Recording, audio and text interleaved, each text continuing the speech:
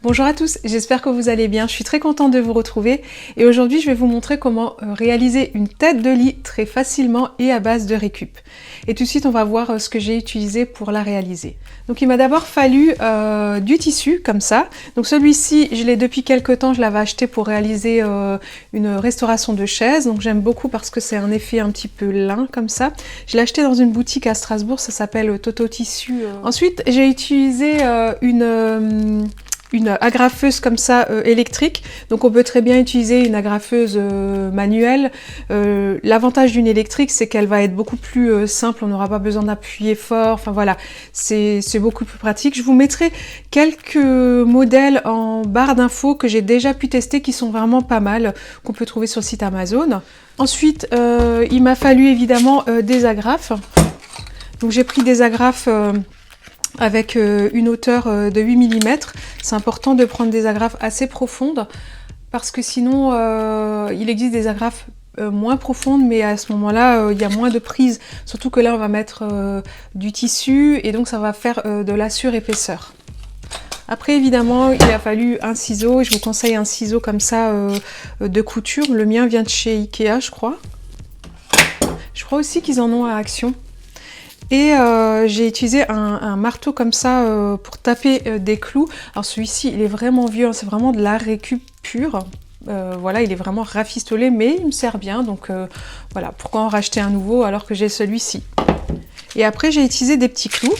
Des petits clous que j'ai achetés donc chez Action. Dedans, c'est bien parce que vous avez plein de types, enfin de tailles de clous. Notamment les petits clous qu'on prend pour normalement faire... tapisser le tissu, mais malheureusement ils étaient trop petits, vous verrez que j'ai utilisé autre chose.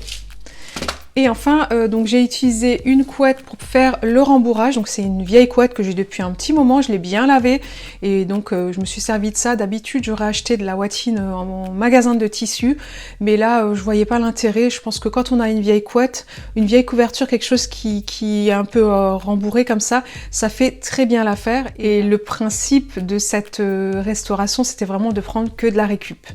Et enfin la base, hein, pour faire ma tête de lit, il faut évidemment un morceau de bois. Moi j'ai utilisé une palette, donc c'est une palette que je possède depuis quelques années maintenant.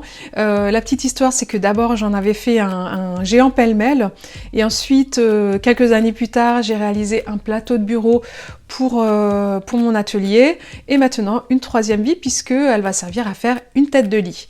Donc maintenant j'arrête de parler et je vous laisse avec ce tuto en vidéo. Moi je vous retrouve juste après. Et voici la fameuse palette qui m'a donc servi pour pas mal de projets. Donc là c'est le troisième projet. Donc dans un premier temps je vais commencer par la nettoyer, donc l'aspirer parce qu'elle a stagné à l'atelier et qu'il y a pas mal de poussière. Ensuite je vais mettre la couette donc, que j'ai au préalablement lavée et séchée. Donc je vais la mettre sur la table. Et enfin je vais placer donc la palette par-dessus.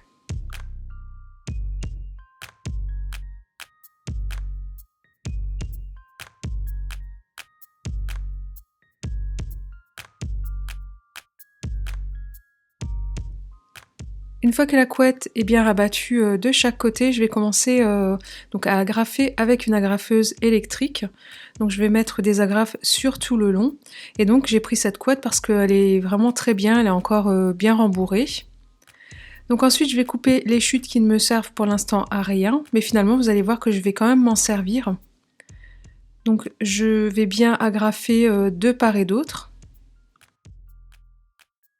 Maintenant, je vais m'occuper des coins et pour cela, je vais enlever un petit peu de matière parce que sinon, on aura vraiment des surépaisseurs au niveau des coins et c'est vraiment pas ce que je veux. Donc, je viens retirer une partie de la couette et ensuite, une fois que c'est fait, je vais rabattre sur les côtés et puis bien agrafer tout autour.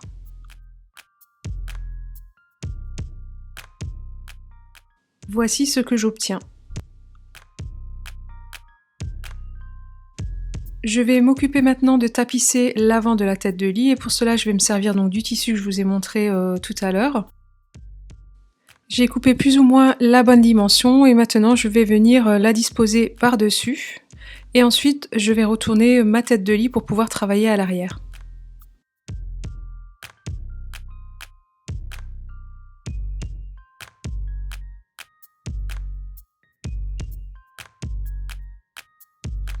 Je vais commencer par les côtés, donc à agrafer les deux côtés de part et d'autre.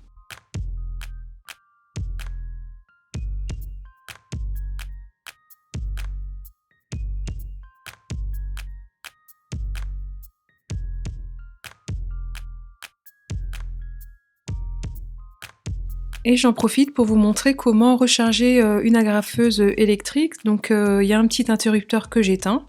Ensuite, je rentre mes agrafes à l'envers et je remets en place le rail et je rallume mon agrafeuse et c'est parti pour la suite.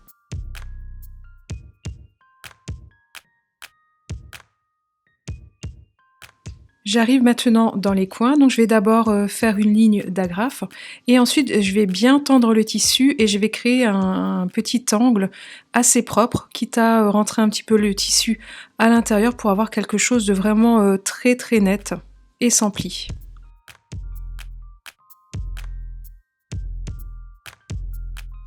Et je n'ai plus qu'à agrafer sur tout le long et je vais faire ça donc pour les 4 coins.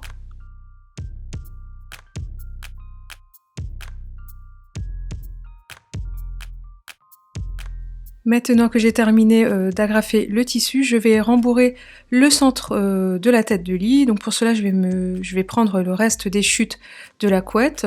Je vais faire un espèce de puzzle et je vais bien agrafer pour que tout tienne bien. Et je fais ça pour que à l'arrière, ça soit bien uniforme. Et maintenant, je vais mettre du tissu par-dessus, car je souhaite que ma tête de lit soit également tapissée à l'arrière. Donc une fois que c'est bien mis, je vais couper le surplus de tissu et je vais créer un espèce d'ourlet vite fait autour pour être sûr que, avant d'agrafer, tout soit bien aligné.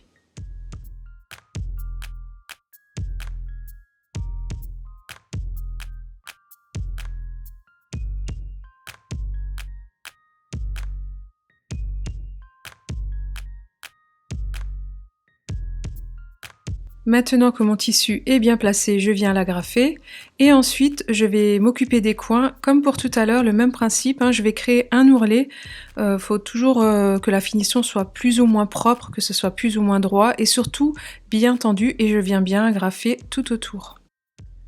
Pour une partie des coins, je vais me servir de petits clous, donc ceux-ci sont des clous à tapisser, mais malheureusement ils sont trop petits parce qu'il y a trop de matière. Donc je vais prendre des clous classiques que je vais mettre sur les parties où l'agrafe ne pouvait pas adhérer puisque voilà, elle n'était pas assez profonde et les clous marchent très bien.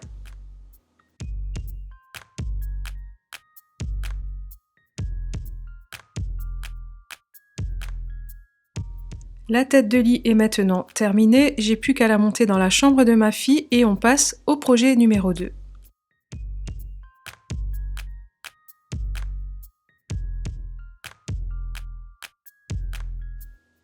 Ma fille possède un sommier tapissé et je souhaitais faire un rappel parce que je trouvais que ça dénotait de trop. Donc pour cela, je vais exactement faire la même chose que pour la tête de lit. Donc je vais habiller tout le contour qui est déjà tapissé. Donc je vais tirer du tissu et ensuite je vais créer donc des ourlets. Mais avant, je vais retirer les pieds, j'arriverai à mieux travailler comme ça.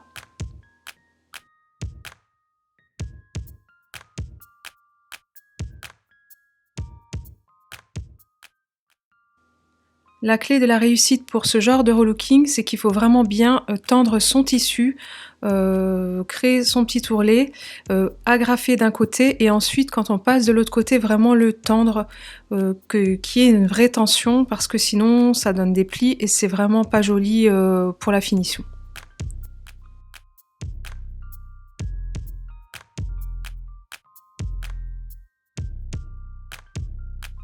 N'hésitez pas à me dire en commentaire si vous aussi vous avez déjà retapissé des chaises ou créé une tête de lit, à partager avec moi vos expériences sur la tapisserie de meubles. Maintenant, je vais créer un ourlet pour pouvoir faire une jolie finition. Une fois que l'ourlet est bien fait, je vais venir l'agrafer.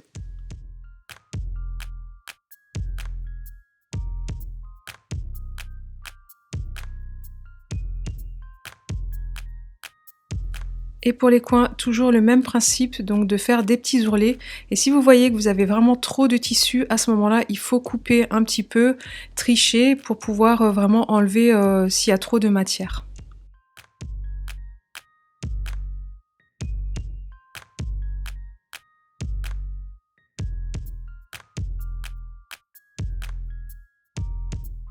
Par exemple, ici, c'est ce que j'ai fait puisque voilà, il y avait vraiment trop de matière, donc ça n'allait pas du tout. Et je vais agrafer ce que j'ai coupé, comme ça tient bien. Je crée mon petit ourlet et hop, je passe à la partie agrafe.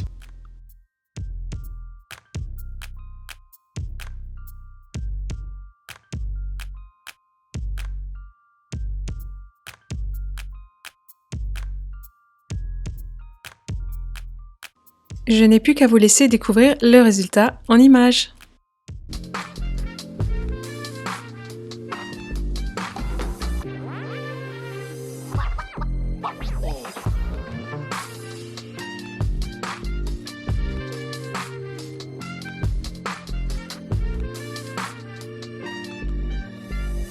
Cette vidéo touche à sa fin et j'espère qu'elle vous a plu. Et si c'est le cas, n'hésitez pas à me mettre un pouce en l'air et à me dire en commentaire ce que vous en avez pensé. Vous avez pu constater également que j'ai fait que j'ai tapissé le sommier de ma fille avec le même tissu que la tête de lit et je trouve que ça fait vraiment tout son effet. N'hésitez pas à me le dire en commentaire d'ailleurs ce que vous en pensez. Souvent voilà, on a des lits comme ça et on n'a pas forcément d'encadrement, ça fait vide. Et là pour le coup, une petite tête de lit avec l'encadrement qui rappelle vraiment cette tête de lit et le tour est joué. Si vous n'êtes pas abonné à la chaîne, n'hésitez pas à le faire et à enclencher la petite cloche pour être averti des dernières vidéos mises en ligne, sachant que je poste tous les lundis à 18 h, donc si vous aimez tout ce qui est DIY, relooking de meubles, cette chaîne est faite pour vous. Et n'oubliez pas non plus de me rejoindre sur Instagram parce que vous savez que vous pouvez me contacter, m'envoyer vos créations, ça me fait toujours plaisir d'échanger par ce biais-là avec vous. Et je vous donne rendez-vous très vite dans une prochaine vidéo. N'oubliez pas de prendre soin de vous. Je vous envoie plein de bisous et je vous dis à très vite. Bye.